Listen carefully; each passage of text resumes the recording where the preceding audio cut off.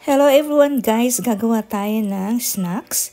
Ang gagamitin natin guys is yung tasty bread. Tiyak magugustuhan ng mga kids nyo to guys. Ito guys ang ating gagamitin, 2 cups of milk, any milk, like evaporated milk. We have here 6 slices of tasty, 1 tablespoon of butter, 1/4 cup of cocoa powder, and 1/4 cup of white sugar. Now guys, mag-start na tayo dito sa ating pan. Ilagay na natin yung 2 cups of breast milk.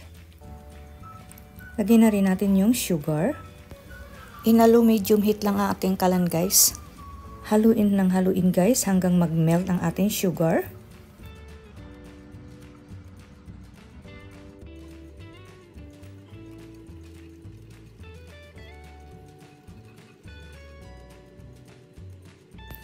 Then, isunod na natin guys yung ating cocoa powder.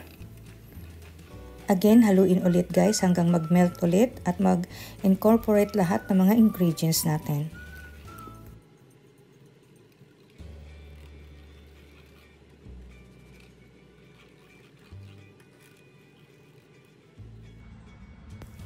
Then, maglagay tayo guys ng 1 tablespoon of butter.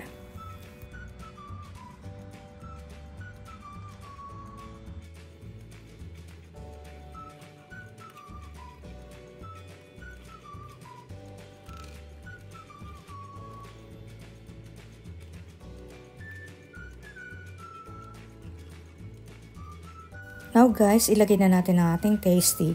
Himay-himayin lang natin ng maliliit or ikakat lang natin.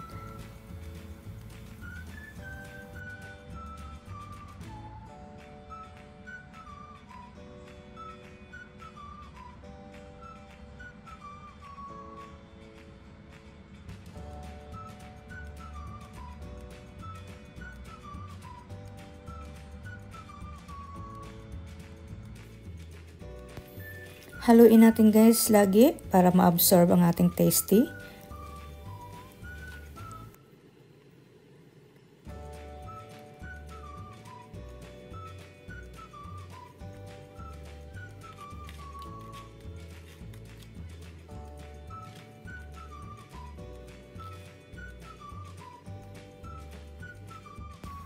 Maglagay din tayo guys ng crushed nuts. Any nuts guys pwede. Basta ika-crush nyo lang muna. Para pag kinain nyo to guys, magiging crunchy siya.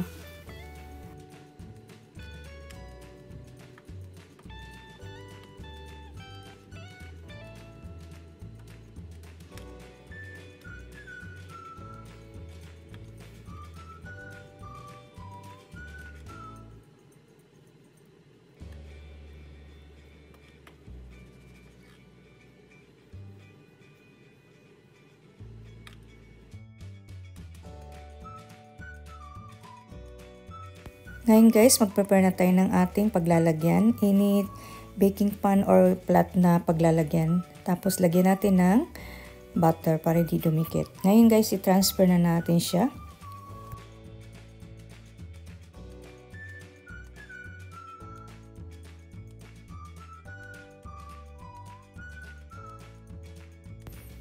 At ipa-flatten lang natin siya guys. Ayusin lang natin guys para pantay siya yung gilid. Pantay ang kapal niya. Pwede nyo rin gamitan guys ng ating kamay basta nakagwantes kayo.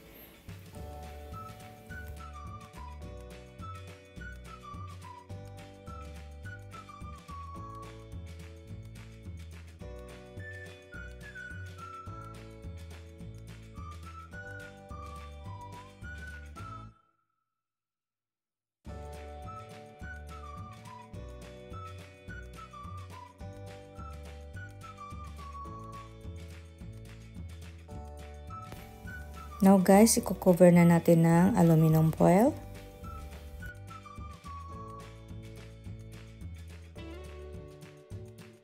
Ipa-freeze natin guys ito ng mga 3 hours or more. Depende guys sa inyo. Kung kakainin agad, pwede rin guys to overnight. After 3 hours guys, slice na natin.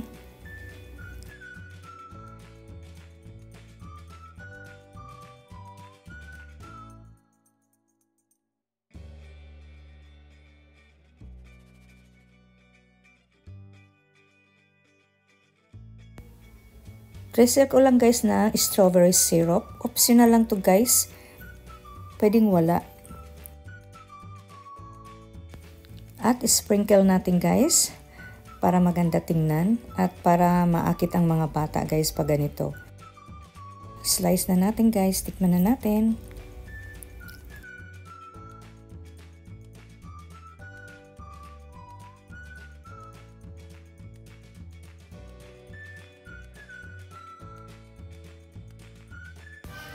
Thank you for watching guys.